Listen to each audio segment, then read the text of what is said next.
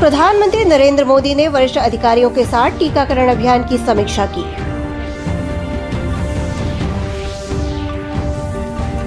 तेज बारिश से बिहार विधानसभा परिसर हुआ जलमग्न, पटना के निचले इलाकों में हुआ जल जमाव।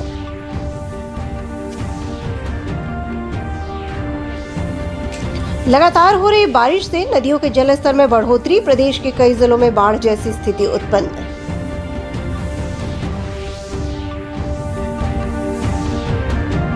और टीका केंद्रों पर बड़ी संख्या में लोगों के पहुंचने से टीकाकरण अभियान में आई तेजी।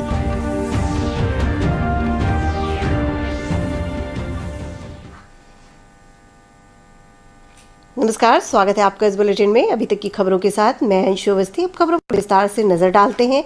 सबसे पहले बात टीकाकरण की। टीकाकरण कितना अहम है ये हम सभी जानते हैं। कोरोना महामारी को लेकर उत्पन्न स्थितियों से निपटने के लिए प्रधानमंत्री नरेंद्र मोदी लगातार प्रयास कर रहे हैं। इसी कड़ी में देशवासियों के लिए टीकाकरण का अभियान चलाया जा रहा है। पीएम मोदी ने नई दिल्ली में टीकाकरण अभियान को लेकर महत्वपूर्ण बैठक की। वर्चुअल माध्यम से आयोजित इस बैठक में सरकार के वरिष्ठ अधिकारी मौजूद थे। इस मौके पर वैक्सीन की उत्पादन और उसकी आपूर्ति पर विस्तार से चर्चा हुई। टीकाकरण अभियान में तेजी लाने के लिए रोड मैप तैयार करने पर भी विचार विमर्श हुआ।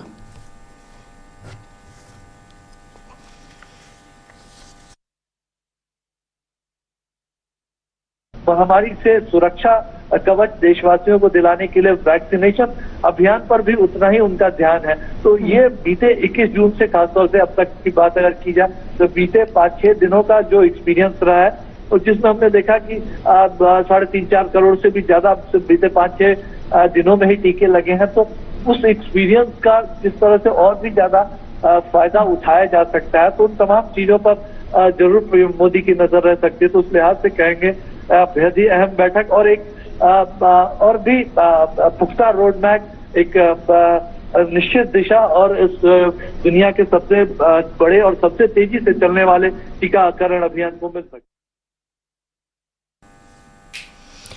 राजधानी पटना में शुक्रवार की रात हुई बारिश से पूरे शहर में जलजमाव की स्थिति उत्पन्न हो गई है। विधानसभा परिसर में पानी भर गया है। उप मुख्यमंत्री रेणु देवी के आवास पर भी पानी जमा हो गया है। शहर के कंकड़बाग, राजेंद्र नगर, राजीव नगर और बोरिंग रोड समेत अन्य निचले इलाकों में जल जमाव हो गया है। कई घरों में बारिश का पानी घुस गया है जिससे लोगों को काफी परेशानी हो रही है। कई सरकारी भवनों और विद्यालयों में भी पानी भर गया है। मौसम विज्ञान केंद्र पटना ने अगले 24 घंटों में पटना सहित प्रदेश के कई जिलों में भारी बारिश का अनुमान व्यक्त किया है।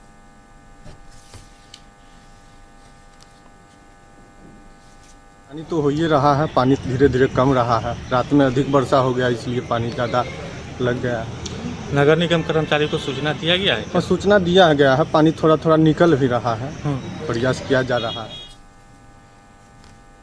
पिछले 2-3 दिनों से लगातार हो रही बारिश के कारण पूर्वी चंपारण जिले के बंजरिया प्रखंड में बाढ़ जैसी स्थिति उत्पन्न हो गई है। इससे लोगों का जनजीवन अस्त व्यस्त हो गया है। प्रखंड के अंचल कार्यालय, पैक्स गोदाम सहित कई सरकारी कार्यालय भी पानी में डूब गए हैं। सरकारी स्तर पर नाव की व्यवस्था नहीं होने से बीमार लोगों को अस्पताल ले जाना मुश्किल हो रहा है। ऐसे में इलाज के लिए लोगों को काफी मुश्किलों का सामना करना पड़ रहा है। साधन नहीं के बाढ़ के कारण बहुत तरह की दिक्कत हो जाला। यहाँ रोड के ऊपर बहुत ज्यादा पानी हो जाला। यहाँ पे न सरकारी नाव बा, न स्टीमर बा, न कुछ बा। जे भी सफर करके पड़ेला, प्राइवेट नाव के द्वारा सफर करके पड़ेला। क्या हम लोग जो इतना पानी जो है हम लोग डूब रहे हैं, तो हम लोग को छोड़िए, हम लोग डूब ही रहे हैं। जो सरकारी चीज़ है, सरकारी ऑफिस है, ये क्या बोलते हैं, गोदाम है, ब्लॉक है, उसको भी सही से नहीं बनाया गया। आज के डेट में देखिए गोदाम में पानी भरा हुआ है, इस ब्लॉक में पानी भरा हुआ है, चारों तरफ से भरा हुआ है। गवर्नमेंट दिखाएगा हमारा इतना का नुकसान हो गया, ये है वो है करके भाई पब्लिक का हक मार ले रहे हैं ये लोग। तो हम लोग कहाँ से जाएंगे, किसके पास जाएंगे?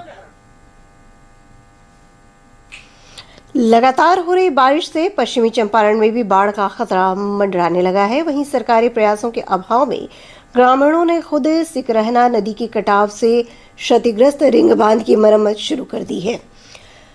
हरपुर गढ़वा पंचायत के सरपंच पति फिरोज शाह ने बताया कि सिकरहना नदी के जलस्तर में कमी आई है, लेकिन बंधना में क्षतिग्रस्त रिंग बांध टूटकर नदी में गिर गया है। दोबारा अगर जल स्तर में वृद्धि हुई तो रिंग बांध का टूटना तय है। इसलिए ग्रामीणों ने स्वयं की श्रमदान और आर्थिक सहयोग से रिंग बांध की मरम्मत शुरू कर दी है। गाँव बांध जा जितना अधिकारी लोग आवता देख के चल जाता आज ले कुछ ना भइल। तो ऐसे हमने के अपना फंड से अपना अलग से चंदा करके बनवाते हैं। तो हम लोग आए गांव वाले सब मिलकर अपना चंदा वंदा हम लोग किए, चंदा कर JCB हम लोग मंगाए, उसी अतर से हम लोग मिट्टी हटा कर अलग कर रहे हैं कि ताकि कटाव से थोड़ा बच जाए। और कोई भी आए, SDO साहब आए, CO साहब आए, सब लोग आए घूम कर गए, आज तक कुछ नहीं किया लोग। अब देखते देखते वहाँ से काटते काटते यहाँ तक काट लिया। मुजफ्फरपुर जिले की बागमती, बूढ़ी गंडक और गंडक नदी के जलस्तर में लगातार इजाफा हो रहा है। शहरी क्षेत्र के आसपास के प्रखंड मीनापुर, कांटी और मुसहरी के गांव के लोग बाढ़ का दंश झेलने को मजबूर है। मीनापुर प्रखंड के जामीन मठिया पंचायत के वार्ड नंबर 2 में बूढ़ी गंडक नदी में तेजी से कटाव होने के कारण ग्रामीण काफी डरे सहमे हैं।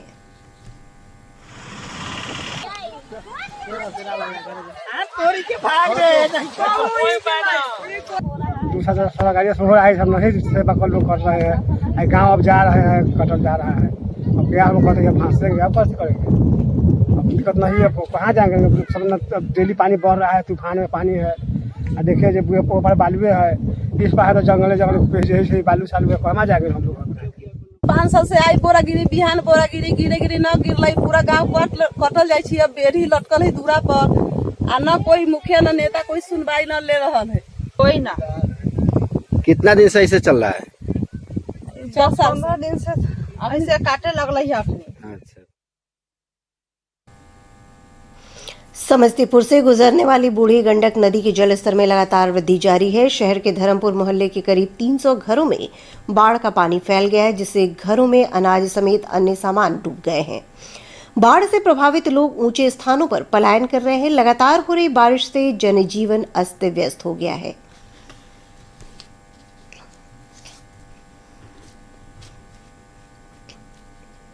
गंडक खूब पानी बढ़ रहा है, तो 3 घर डूब गया, तो रात में पानी तब डूब गया, तब दह गया। तब हम लोग कहाँ रहेंगे? हम लोग जा रहे हैं बाढ़ पर सामान धोकर ले जा रहे हैं। यह बूढ़ी गंडक नदी है, जहां लगातार बारिश और नेपाल से छोड़े जा रहे पानी के कारण अचानक इसके जलस्तर में वृद्धि हुई है। और वृद्धि के कारण ये जो समस्तीपुर शहर के गंडक नदी के किनारे जो बसे लोग हैं, करीब 300 घरों में जो है बाढ़ का पानी प्रवेश कर गया है। लोग अपने अपने सामानों को लेकर ऊंचे स्थानों पर जा रहे हैं। Krishna Kumar, DD news, Samastipur. प्रदेश में टीकाकरण महाअभियान को लेकर युवा उत्साहित हैं। पटना के श्री कृष्ण मेमोरियल हॉल में स्थित टीकाकरण केंद्र पर टीका लेने के लिए बड़ी संख्या में लोग आ रहे हैं। टीका लेने वाले लोगों का कहना है कि कोरोना से अगर बचना है तो टीका लेना आवश्यक है। वहीं एक बुजुर्ग ने कहा कि शुरू में थोड़ी झिझक हुई, लेकिन अब हम लोग निर्भीक होकर टीका ले रहे हैं।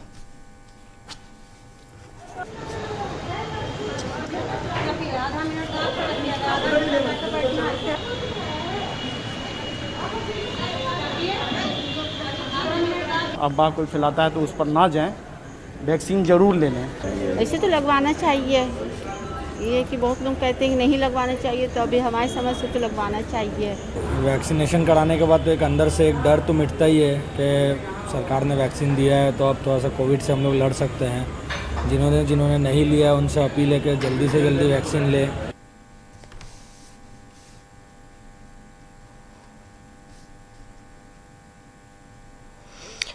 इस बुलेटिन का सीधा प्रसारण आप हमारे YouTube channel DD news Bihar पर देख सकते हैं। इसके अलावा ट्विटर और फेसबुक पेज पर भी ताज़ा तरीन समाचार और सूचनाएं उपलब्ध हैं।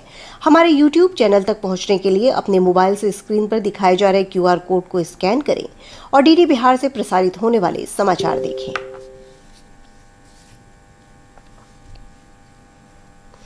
मुजफ्फरपुर में हथियार से लैस अपराधियों ने नगर थाना क्षेत्र के सरैयागंज के मिर्ची मंडी के आभूषण की दुकान को निशाना बनाया।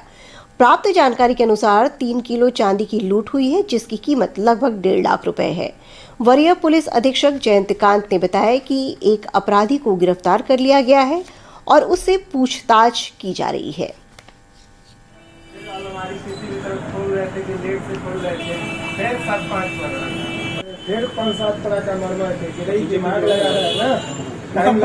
एक कुछ क्रिमिनल मुजफ्फरपुर में एक शॉप को लूटने की कोशिश कर रहे थे, जिसमें जो है वहाँ के लोगों की मुस्तैदी से और पुलिस वहाँ पे पास में मौजूद थी, उसमें से एक क्रिमिनल को अरेस्ट कर लिया गया और आगे की कार्रवाई जारी। अभी तक के जो भी है, एक क्रिमिनल को अरेस्ट किया गया है और आगे की कार्रवाई जारी है। अंतर्राष्ट्रीय नशा मुक्ति दिवस के अवसर पर पश्चिमी चंपारण जिले में लोगों को नशा मुक्ति के लिए अभियान चलाया गया। अभियान की समन्वयक सुश्री मेरी ऑडलीन ने शिक्षण संस्थानों में नशा मुक्ति विषय पर परिचर्चा का आयोजन किया। इस अवसर पर सुश्री ऑडलीन ने नशा मुक्ति के लिए लोगों में जागरूकता लाने के लिए शपथ दिलाई।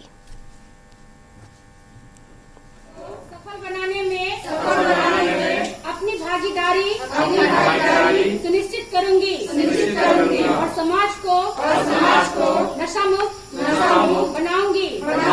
साथ ही साथ नशा मुक्त अभियान को सफल बनाने के लिए लोगों को जन जागरूक करूंगी। और अब 3 मिनट में 10 खबरें देखते हैं।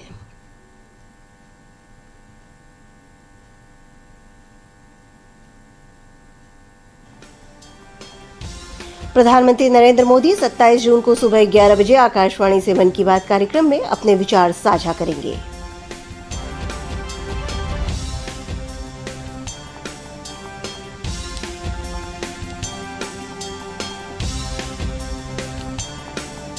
केंद्र सरकार ने टैक्स फ्री किया कोरोना के इलाज में खर्च की गई रकम। पैन आधार लिंक करने की तारीख 3 महीने बढ़ी।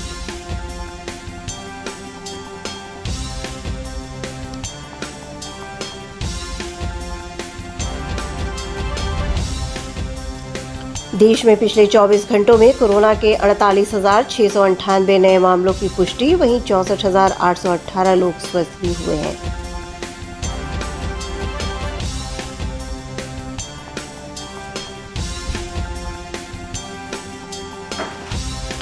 देश में अब तक 31 करोड़ 43 लाख लोगों का किया गया टीकाकरण। स्वस्थ होने की दर बढ़कर 96.7% हुई।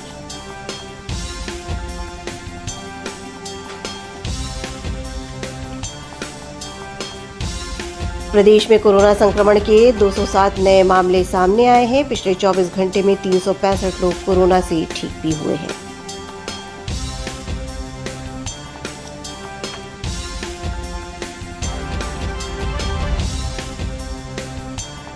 राज्यपाल फागू चौहान ने राजभवन में मेरी यादें पुस्तक का लोकार्पण किया। ये पुस्तक डॉक्टर विनायक कारक ने लिखी है।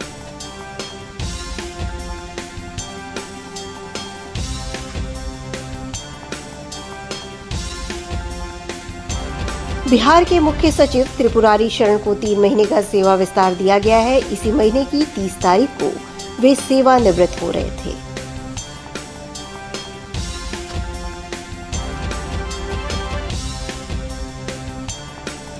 खगड़िया जिले के चित्रगुप्त नगर थाना क्षेत्र स्थित जिला बाल सुधार गृह से 5 नाबालिग कैदी खिड़की तोड़कर फरार हो गए।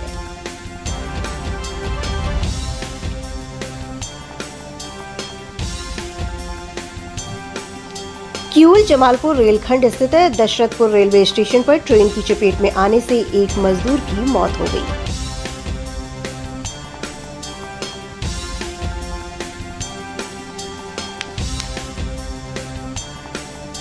कटिहार जिले को कोरोना मुक्त बनाने के लिए पुलिस उपाधीक्षक रश्मि कुमारी के नेतृत्व में सघन मास्क और वाहन चेकिंग अभियान चलाया गया।